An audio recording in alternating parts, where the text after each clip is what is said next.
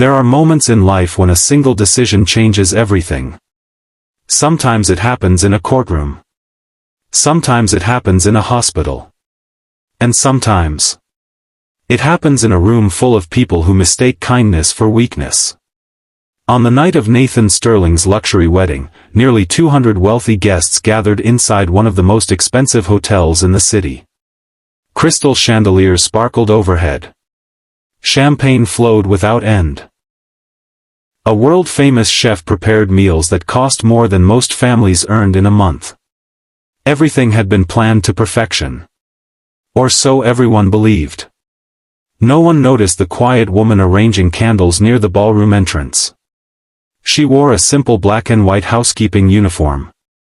Her hair was tied neatly behind her head. Her name tag simply read, Maya. To every guest.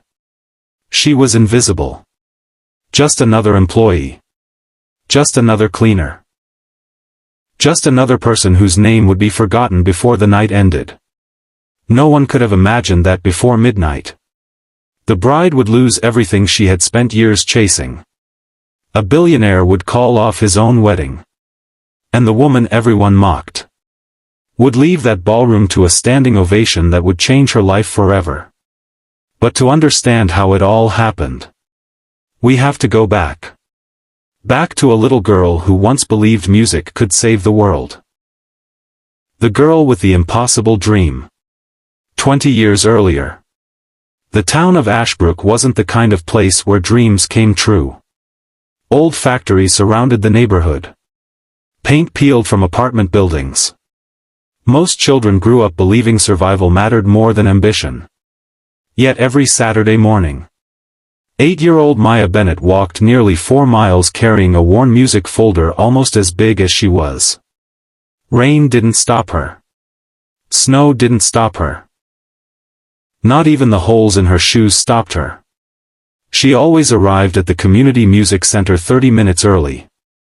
Her teacher, Mrs. Eleanor Brooks, noticed immediately. You know classes don't start until 9, she would smile. Maya smiled back. I like hearing the piano before everyone comes. Mrs. Brooks quickly realized something extraordinary. Maya wasn't just talented.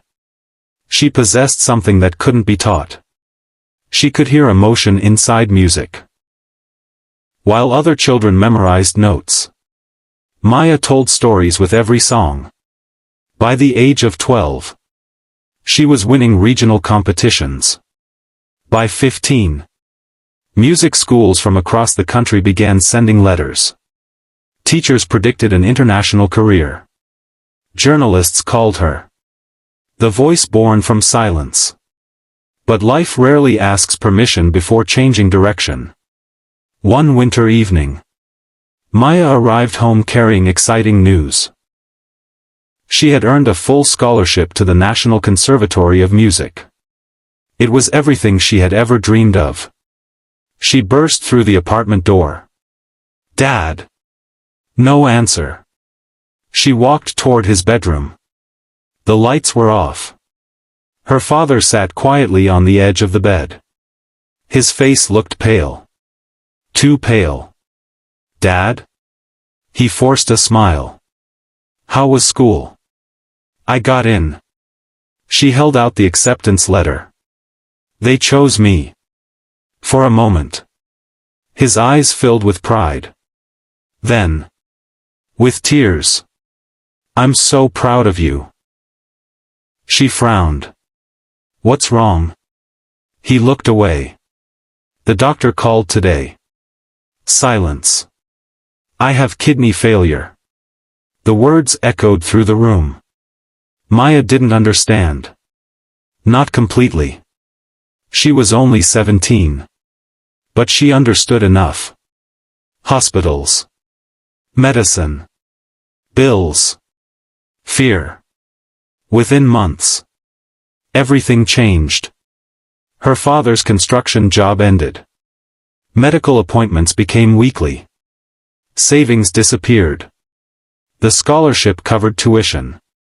But it couldn't pay rent. It couldn't buy medicine. It couldn't keep the lights on. One evening, Maya quietly packed away her performance dresses.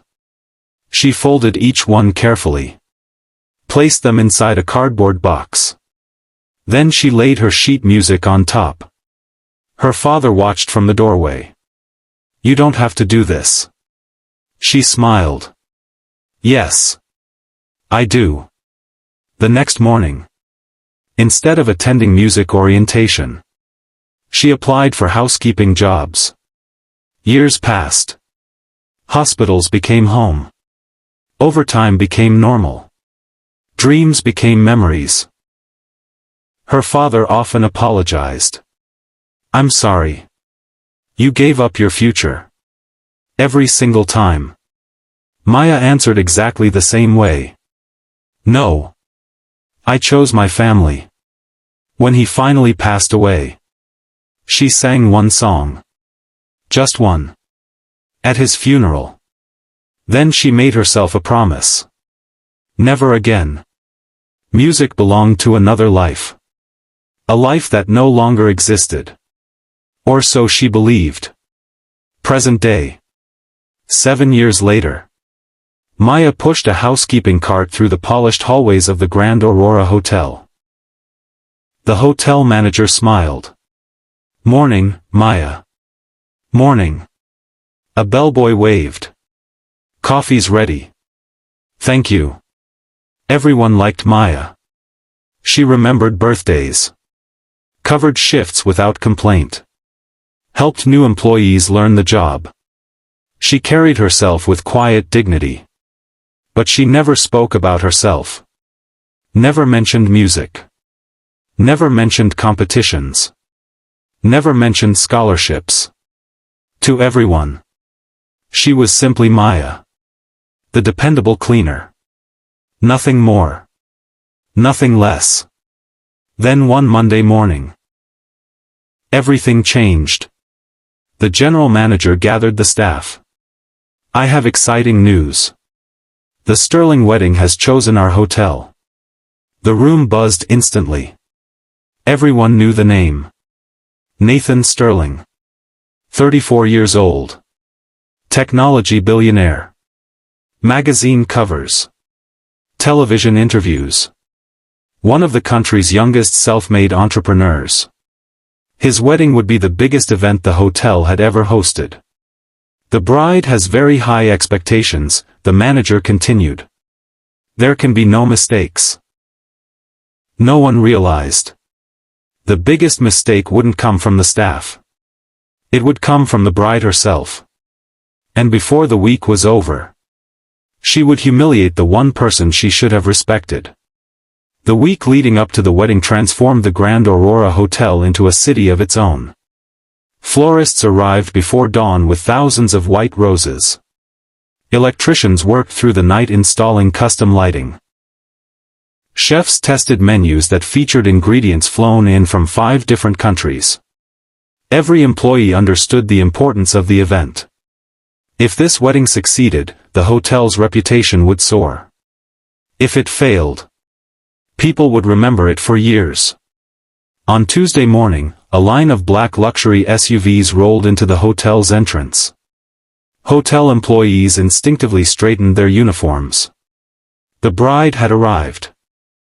Claire Donovan stepped out wearing oversized sunglasses, an ivory designer suit, and heels that clicked confidently across the marble floor.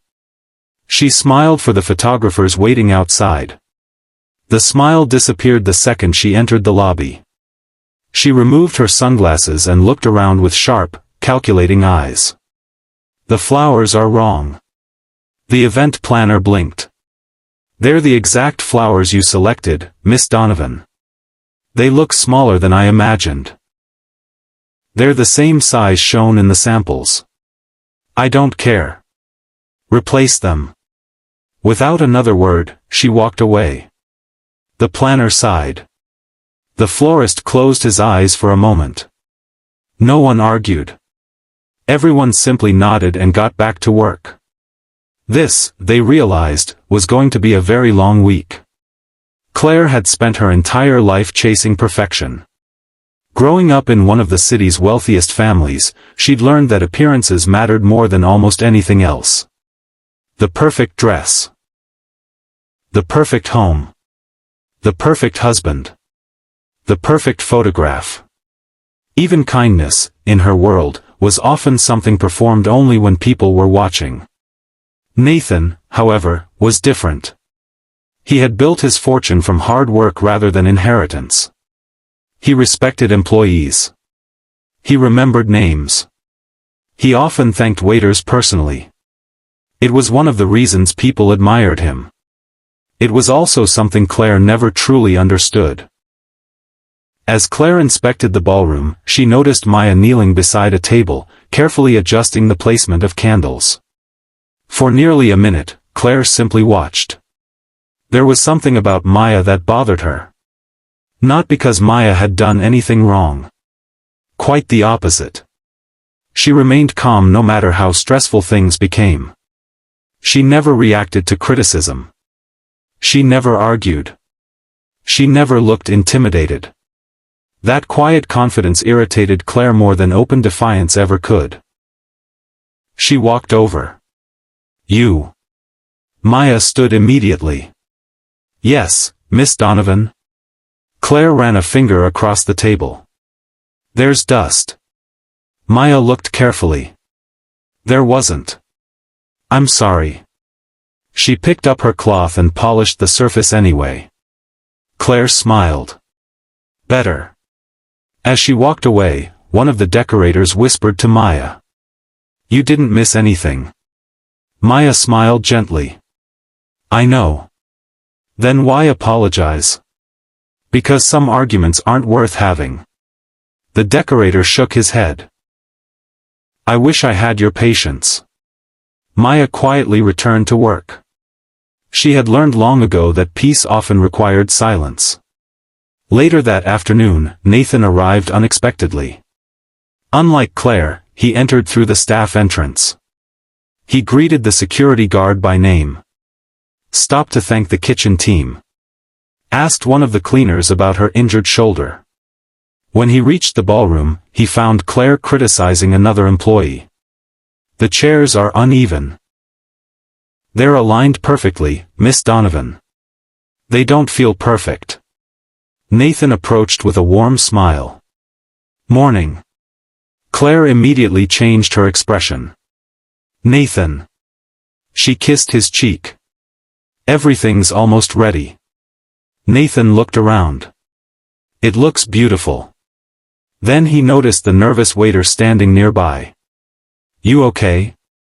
The young man hesitated. "Yes, sir." Nathan smiled. "Take a breath. It's just a wedding." The waiter laughed nervously.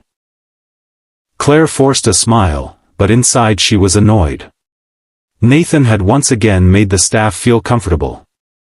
She preferred them nervous. Nervous people obeyed. That evening, Maya stayed late polishing the grand staircase. The hotel had become almost silent. Most employees had gone home. As she worked, she softly hummed an old melody. It was barely louder than a whisper. She didn't realize someone had stopped nearby. An elderly man wearing a dark suit stood listening. When she finished humming, he applauded quietly. She turned, startled. "I'm sorry. I didn't know anyone was here." The man smiled warmly. "You have an extraordinary voice." Maya looked down. "I don't sing anymore." "Why?" She paused. "Because some dreams belong in the past." The old man studied her face. "You don't really believe that?" Before she could answer, another employee called her name from down the hallway. When she looked back, the man was already walking away. She never even learned his name. What Maya didn't know was that the elderly gentleman wasn't an ordinary guest. He was Maestro Gabriel Moretti, a retired conductor whose orchestras had performed in the world's greatest concert halls. He had been invited to Nathan's wedding as a personal friend. And he had just heard a voice he couldn't forget. The next morning, disaster nearly struck. One of the decorative arches collapsed during setup. No one was hurt. But Claire exploded with anger. This is unacceptable. She demanded everyone gather in the ballroom. Housekeepers, servers, florists, electricians, musicians, everyone. She paced in front of them. If this wedding is ruined, every one of you will answer for it. The room remained silent. Maya stood quietly near the back. Claire's eyes found her almost immediately. You. Maya stepped forward. Yes? Were you working nearby when the arch fell? No, Miss Donovan. Claire folded her arms. So you didn't see anything? No. Claire stared at her for several uncomfortable seconds. Then finally waved her away. Something about Maya's calm expression made her feel as though she wasn't in control. And Claire hated that feeling. She promised herself one thing. Before this wedding was over, she would make Maya lose that composure. She just didn't know how. Yet. Far across the ballroom, Maestro Moretti watched the entire exchange. He noticed Maya's quiet dignity. He noticed Claire's cruelty. And silently, he began paying closer attention. Because experience had taught him something important. People who carry themselves with grace under pressure almost always have a remarkable story. Little did he know. That story was about to unfold in front of 200 guests. And when it did, no one in the Grand Aurora Hotel would ever forget the sound of Maya Bennett's voice. The morning of the wedding began before the sun had fully risen. By 5 o'clock, the Grand Aurora Hotel was already alive. Delivery trucks lined the entrance. Florists carried in the last arrangements of white roses and orchids. The pastry team carefully wheeled a 7-tier wedding cake into the ballroom, moving so slowly that everyone nearby held their breath. Security guards checked guest lists one final time. Photographers tested their cameras. The orchestra rehearsed quietly in the corner of the ballroom. Every detail had been planned down to the smallest inch.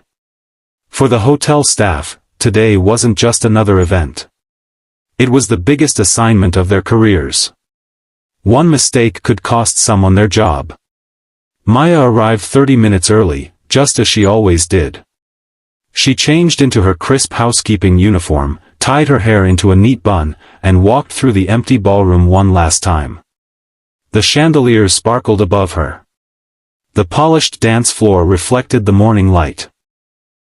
For a brief moment, she stopped. The empty ballroom reminded her of a stage. Years ago, before performances, she used to stand alone in quiet theaters just like this, listening to the silence before the audience arrived. She quickly pushed the memory away. That life was over. She picked up her cleaning cart and continued working. At 9 o'clock, Claire arrived. She was surrounded by her makeup artist, wedding planner, stylist, and 2 assistants. Everyone rushed to keep up with her. She examined every corner of the ballroom. The roses on table 8 are uneven. They're identical to the others, the florist replied carefully. I said they're uneven. They're being replaced immediately. She moved on. The candles near the stage are too close together. They're exactly where the design plan shows. I've changed my mind. No problem, Miss Donovan. Nothing was ever good enough. The staff had stopped trying to satisfy her. Now they simply tried to avoid becoming her next target. Nathan arrived an hour later. Unlike Claire, he greeted nearly every employee he passed. Morning, Carlos. Good morning, sir. Everything going smoothly? So far. He thanked the kitchen staff. Complimented the decorators.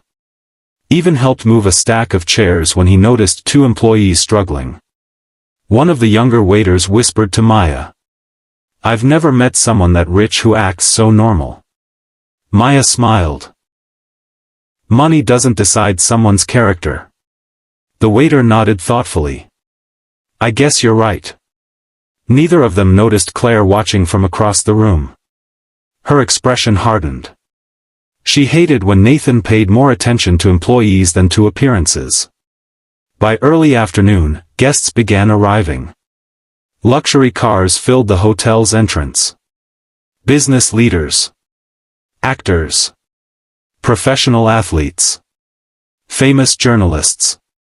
Influencers live-streamed every moment.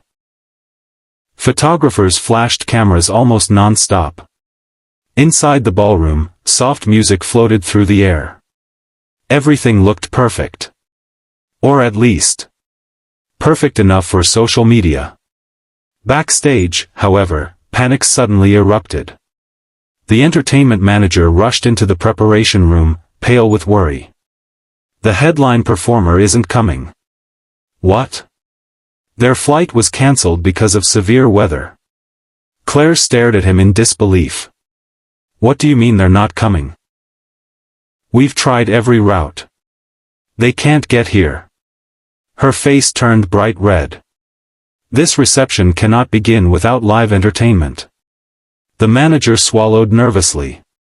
We're trying to find a replacement. You'd better. She turned sharply and walked away. Guests could never know something had gone wrong. An hour passed. Every singer contacted was either unavailable or too far away. The orchestra could perform instrumental music.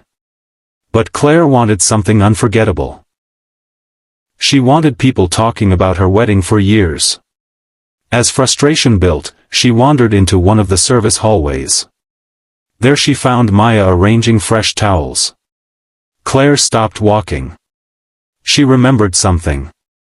2 nights earlier, someone had mentioned hearing Maya sing. A slow smile spread across her face. An idea formed instantly. Not a kind idea. A cruel one. She called one of her bridesmaids. I've just solved our entertainment problem. Meanwhile, Maestro Gabriel Moretti sat quietly near the front of the ballroom. He watched guests mingle. He watched the orchestra tune their instruments. But every few minutes, his eyes drifted toward the service doors. He couldn't stop thinking about the voice he'd heard in the hallway. There had been something extraordinary hidden inside those few quiet notes. He found Nathan. My boy. Nathan smiled. Gabriel. Enjoying yourself? The old conductor chuckled. I've attended hundreds of weddings. They're all beautiful. But today. He paused thoughtfully. I think something unexpected is about to happen. Nathan laughed. You always say mysterious things. Years of conducting orchestras teaches you to listen. To music? No. He smiled. To people. As evening approached, the ceremony ended beautifully. Nathan and Claire exchanged vows. Guests applauded. Champagne glasses clinked together. Everyone moved into the grand ballroom for the reception.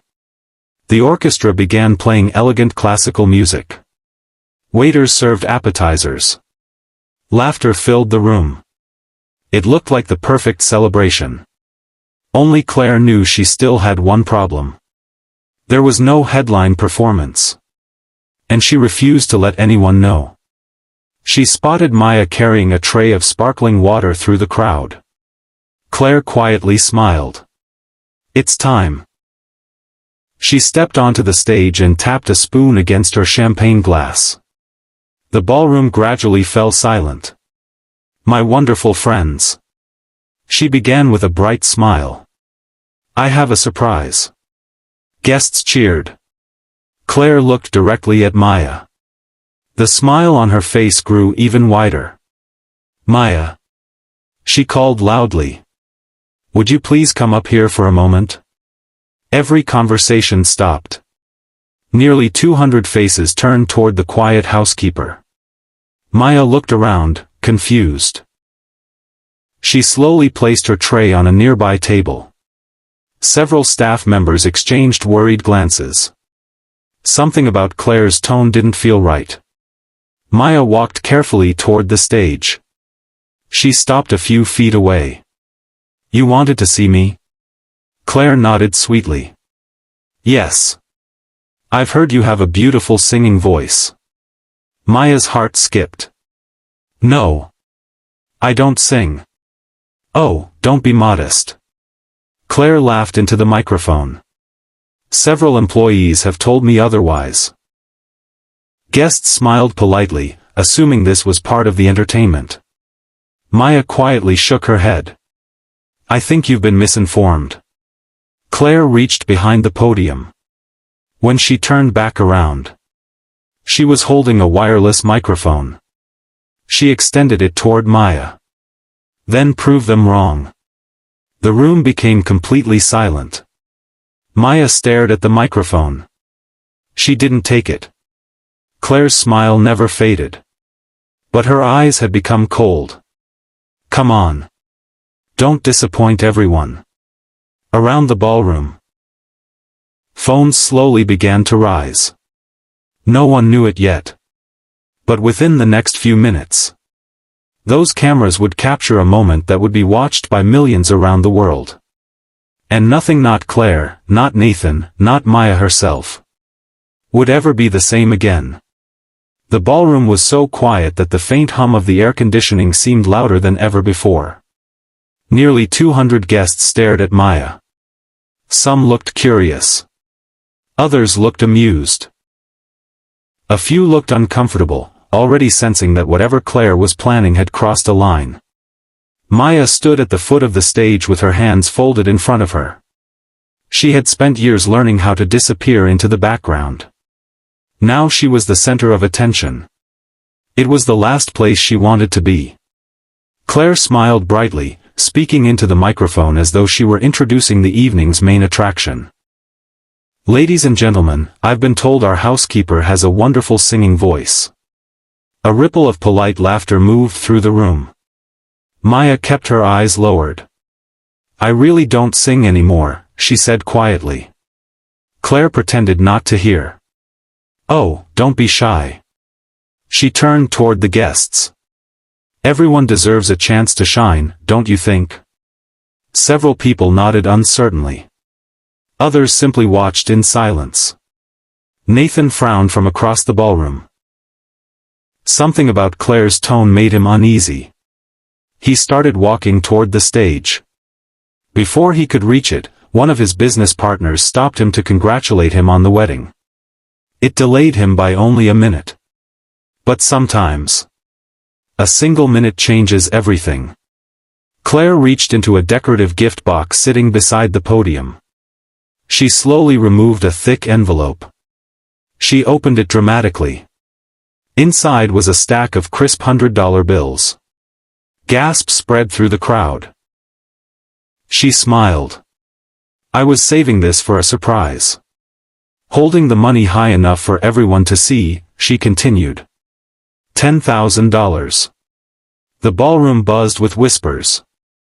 Claire looked directly at Maya. "If you sing one song for us." She waved the cash in the air. "This is yours." Several guests laughed. One influencer immediately began live streaming.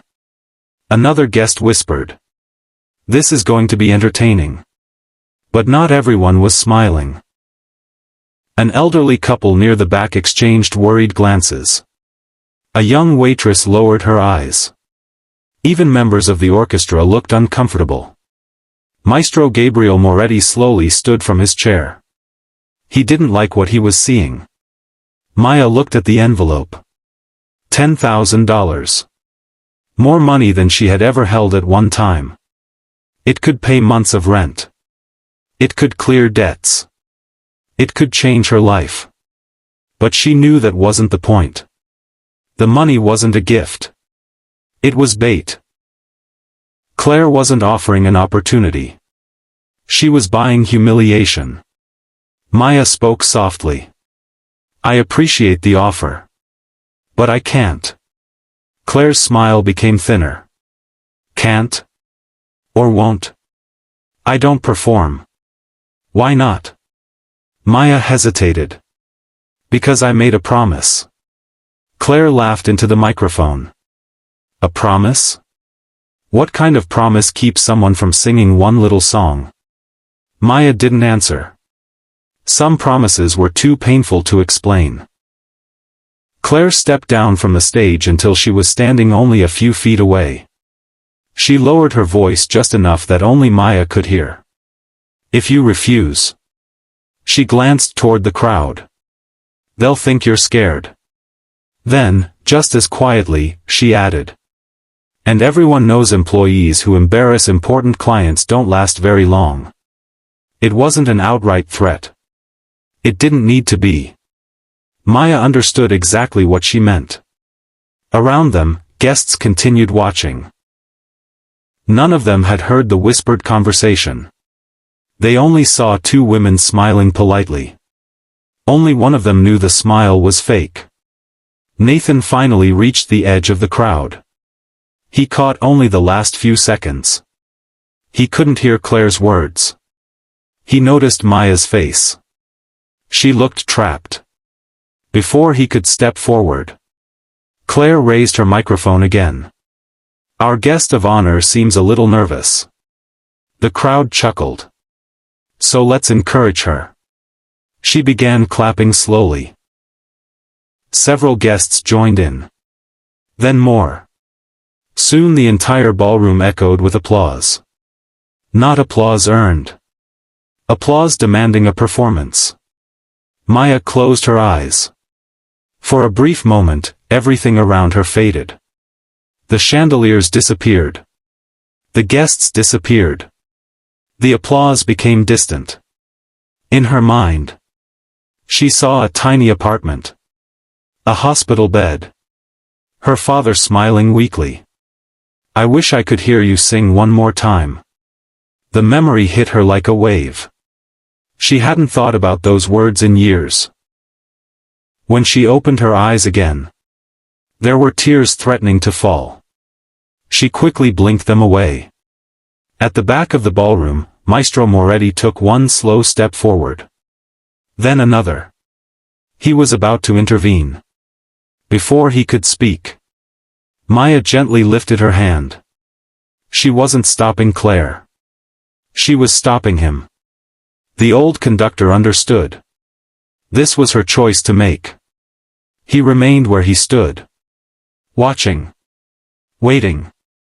Claire extended the microphone again. So. She said with a satisfied smile. What's your answer? The ballroom fell silent. Maya looked around the room. She saw expensive suits. Designer dresses. Diamond necklaces. Crystal glasses. People who had probably never worried about choosing between groceries and medicine. She didn't resent them. She simply wondered how many had ever truly seen someone like her. Then her eyes met Nathan's. Unlike everyone else. He wasn't smiling. He looked confused. Concerned. Almost apologetic. For reasons she couldn't explain. That gave her courage. She took a slow breath. Then. She reached out. And accepted the microphone. Claire's smile widened. She thought she had won. She turned triumphantly toward the guests. There we are. I knew she wouldn't disappoint us. Maya held the microphone loosely at her side. She looked toward the orchestra. Then at Maestro Moretti. The old conductor gave her the smallest nod. Not a command. An encouragement. A reminder. That gifts are never truly lost. They only wait. Maya lifted the microphone. Her voice was calm. If I sing, she said softly, I'd like to choose the song. Claire laughed. Of course. As long as it's entertaining. Maya nodded. Then she looked at the orchestra. "There is an old piece," she said. "Would anyone here know Ave Maria?" The conductor of the hotel orchestra blinked. Several musicians exchanged surprised looks. Maestro Moretti smiled for the first time that evening. He quietly walked toward the orchestra. "I'll conduct." The musicians immediately straightened in their chairs. Even Nathan looked surprised. One of the greatest retired conductors in the world was about to lead the orchestra. Claire frowned. She hadn't expected any of this. But she wasn't worried. She still believed Maya would embarrass herself. She had no idea that in less than 5 minutes, the woman she had tried to humiliate would bring an entire ballroom to its feet. And the first note would change every life in that room.